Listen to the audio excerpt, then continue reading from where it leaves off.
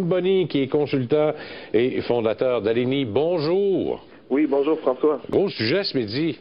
Oui. Tu as toujours trouvé le truc de nous surprendre semaine après semaine. Parler de la robotique, je ne l'ai pas vu venir celle-là. Oui, en fait, c'est que il y a eu une nouvelle là, à cet effet, c'est au début de la semaine, concernant le premier robot là, qui est domestique, qui ressemble à une humain qui a été vendu. Là. Fait que là, j'ai décidé de faire une analyse là, pour voir où est-ce que c'était rendu. Et puis, est-ce que c'est le temps pour les investisseurs d'investir là, dans la robotique? Bon, alors, est-ce que iRobot Corp, c'est le temps d'investir là-dedans? Mais en fond, iRobot Corp, c'est une compagnie qui est en bourse depuis environ 2 ans. Oui. Puis elle produit des robots abordables. Donc, ils ont 3 secteurs d'activité. Le premier, c'est le résidentiel. Donc, pensez aux aspirateurs automatiques. Donc, vous le posez au sol, puis il va venir nettoyer votre maison. C'est pas les aspirateurs à combat, ça? C'est qu'on voit un peu partout? Oui, c'est le petit aspirateur là, oui. qui fait le tour tout seul. Là. OK, bon. OK. Ouais. Puis ils sont aussi dans le secteur des affaires. Donc ça, c'est un système là, qui est contrôlé à distance pour les réunions d'affaires puis les visites guidées. Donc vous pouvez communiquer avec une personne qui a vraiment l'impression d'être dans le même lieu que vous. Donc c'est... Et juste pour le plaisir de la chose, là, à Montréal, on s'en sert pour des étudiants qui sont en difficulté, qui sont malades. Alors, le robot que vous avez vu dans le milieu, là, on le met en classe, l'étudiant est chez eux, puis il peut continuer à communiquer avec sa classe. Alors, c'est merveilleux, ces inventions-là.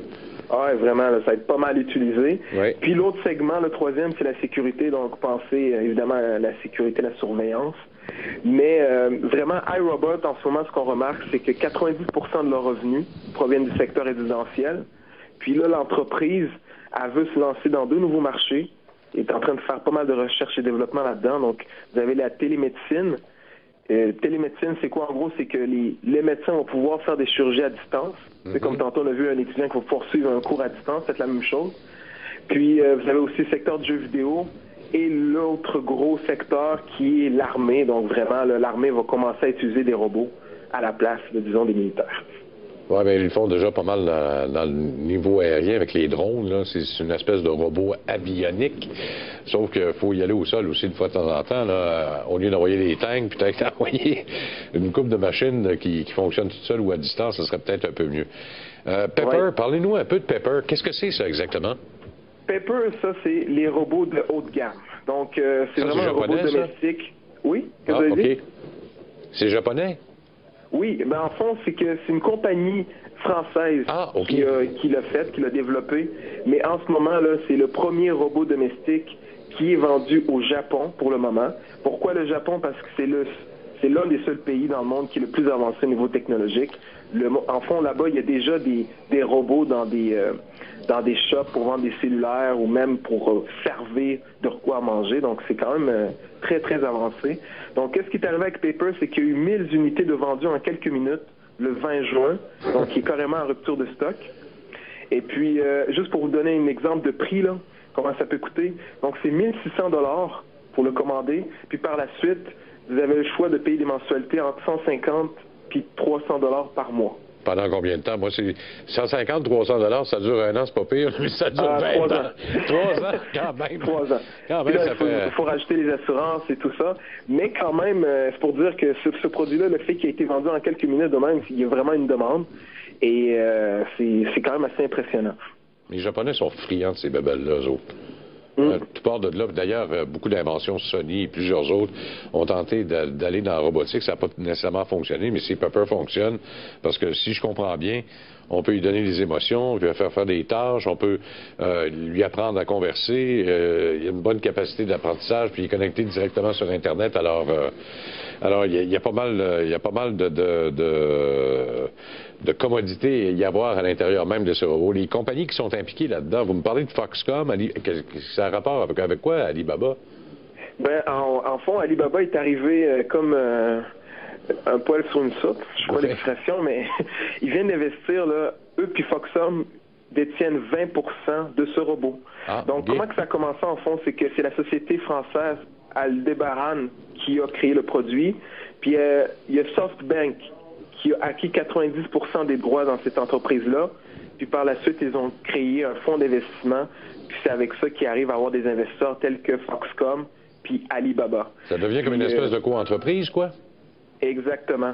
Puis dans le cas de Foxconn, c'est le manufacturier des produits d'Apple, tout le monde le connaît. C'est le même manufacturier qui fait ces robots. Donc c'est pour ça là, que c'est quand même assez pertinent qu'il ait développé. Mais j'aimerais revenir là, sur les capacités de Pepper, quand même assez impressionnant.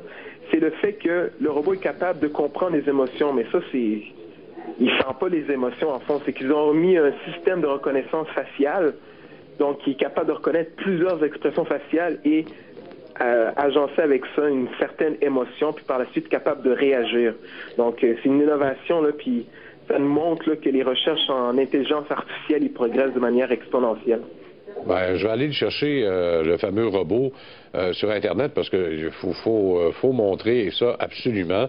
Pepper, la façon qu'il fonctionne, regardez bien ça, là. Alors, oui, effectivement, même son visage est capable de nous donner une espèce d'expression. Ses yeux semblent très mobiles également. C'est quand même pas mal, là.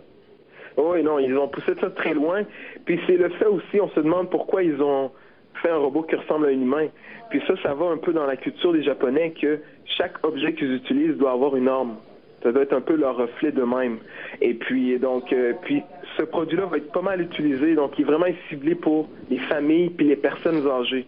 Donc, il fallait quand même que les gens ils l'utilisent puis qu'il n'y ait plus l'impression que ce soit un robot là, avec qui ils sont en train d'avoir une conversation.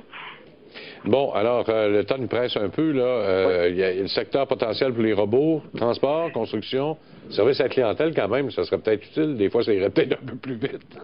Vraiment, en fond, là, ce qu'on remarque en ce moment, c'est que les robots vont pouvoir être utilisés dans tous les secteurs où que les humains ont né. Mais tranquillement, pas vite, il faut voir que les emplois peu spécialisés vont pouvoir être tous remplacés par des robots. Juste dans le transport, là, on a déjà des voitures qui se conduisent tout seules. Oui. Mais pensez à tous les systèmes automatisés qu'on voit, que ce soit dans les usines ou même dans la construction, toute la machinerie lourde. C'est tous des robots qui vont pouvoir faire cela. Le service à clientèle, donc vous allez faire une commande dans un resto, c'est un robot qui va vous répondre. L'éducation, de pouvoir prendre des cours. Donc vraiment, là, le potentiel est illimité, c'est ce qu'on voit. Puis ça peut faire peur aussi.